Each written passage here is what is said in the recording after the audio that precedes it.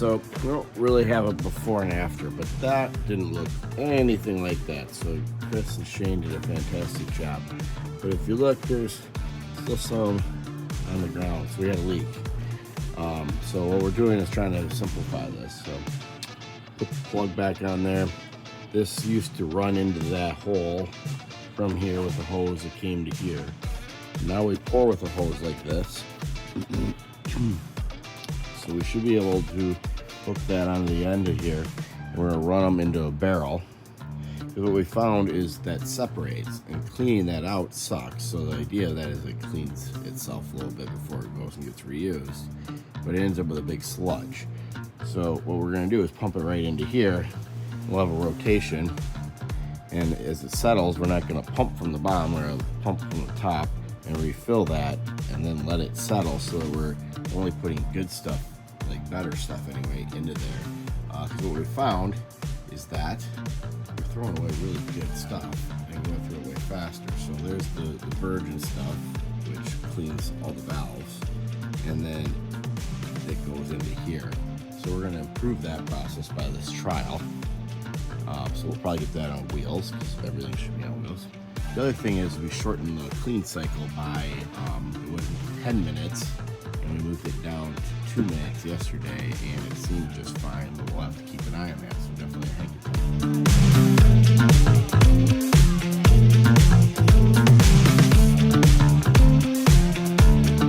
of kind of save energy. Instead of putting the day, I just put morning meeting, because that's what it was, and that way we don't have all that excess processing. It's just the morning meeting, and we always change the date. Thank you.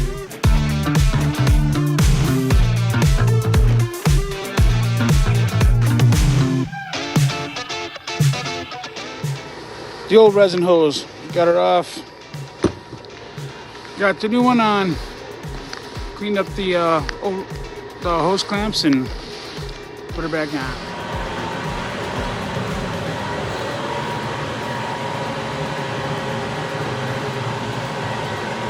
So we did the two-tones for this job, for this portage lumber, but not that portage lumber. And I had never actually done this since the first day we figured out how to use electrical tape. Sean Jacobs from ACS came up and showed us how to do that. And blew my mind, one of those game changer days. But I couldn't find an SOP on how to actually do it. I found one to spray, which I think had a little bit of how to do it, but it was spray. So when I looked, I didn't see anything to have how to do it there, or with any of the bowls. So this is my improvement for today. Chris and Caden here. Notice variation: 2.5 inch, 1.5 inch, 3/4 metal, and it's creating a struggle in getting these set. So we took 2 hours on 2, and then we're not done yet, but a couple minutes on this one. So one of the things we're gonna standardize, Caden said he was trained as some people do it this way and some people do it that way, and setting windowsills in Elite Marble are bread and butter, and that's definitely not the case, so we're gonna have to clean that up. And then he wants to kind of improve the variation that he sees in the bars in 4-inch. Looking forward to it. It's gonna be a big deal.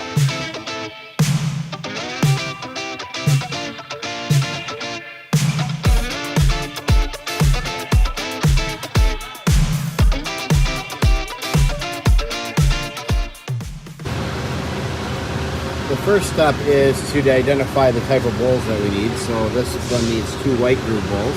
So I got 2 white groove bowls.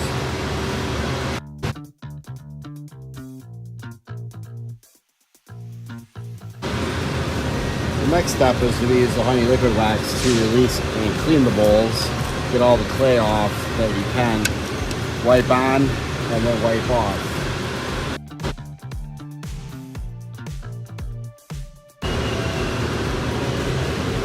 So, just like we were releasing a mold, it's the 2 wipe process. I'm not going to do the best job here, but first wipe of the yellow rag, and then the second wipe, call it lusters like that. We like lustering.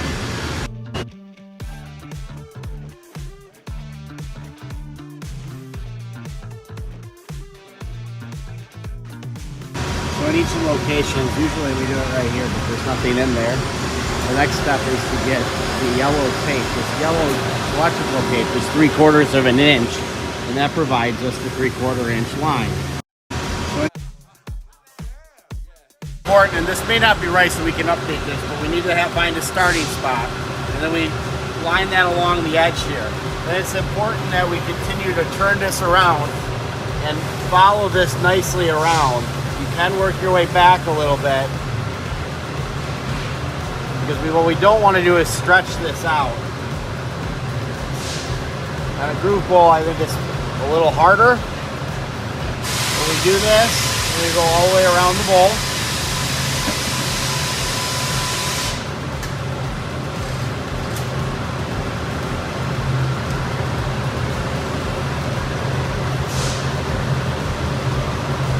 Gently putting that down.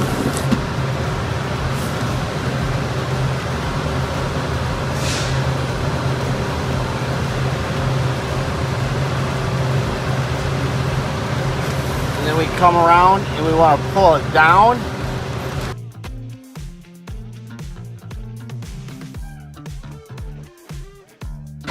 Okay. All right, as you finish, come here, you wrap that down, and what you're going to do is leave a level of a tail, break that off, and put that in the inside of that bowl, so that way Shane knows where he can start to pull from. Then what we do is set them on a cart for Shane to pour.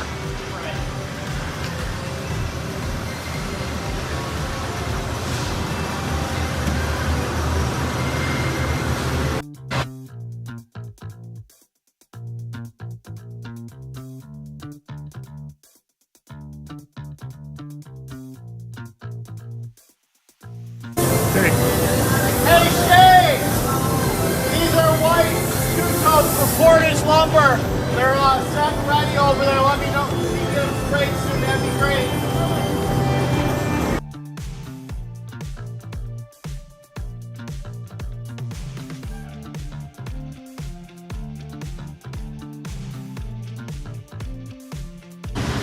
All right, guys, it's imperative to understand here that this has been released already, so we cannot get anything on here or it will cause a massive defect.